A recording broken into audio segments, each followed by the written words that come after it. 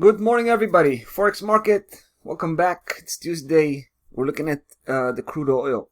We haven't been here for quite some time. We wanted to make sure price was firmly breaking through. I think it's safe to say that the train had left the station, so to speak. We had an issue with 36.36 here, the top resistance level. But the first moment we've seen price kind of trying to cross back below in two consecutive attempts right there.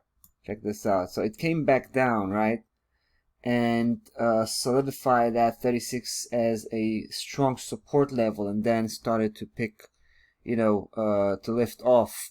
I mean, it didn't do that with a lot of intensity. You can see price is kind of trading sideways, slightly tipping upwards, but looks like it's starting to build up some momentum going forward.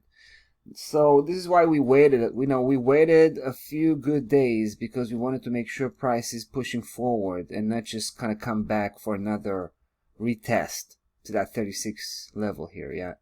So looks like we are in the middle of the way right now, and we wanted to talk about the potential.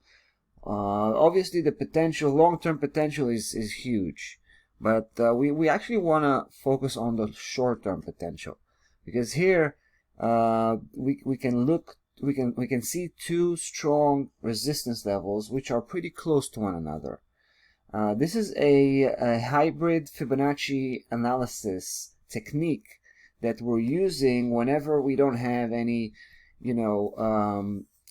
visible, any obvious trading range that we can work with. Here, what we have is a strong downside trend, pretty much from December all the way to April this year, and followed by this upside reversal, what we've had so far, right? From that point all the way to these days, and what we need to do is actually what we like to do whenever we have this kind of behavior is measure the whole move, right? The whole move that led to that correction. I mean, for now it's still a correction. I'm talking about this segment, right? I mean, it could be the beginning of the next upside trend, right? The beginning of the next bull market. But for now, we have to consider that as a correction to this particular move, right? The big downside move here. So what we'd like to do is to measure the big move from top to bottom and just measure 76.4. That would be the blue dotted line right here, 51.47. Then what we also like to do at the same time, measure the previous opposite move to the correction itself, right? The same correction move, this is the correction move, right? So we're working on this particular, check this out, this particular wave from top to bottom. It's just the previous opposite move. And then we kind of go on the offense here, trying to project where price potentially can go to. Where's the next major resistance level?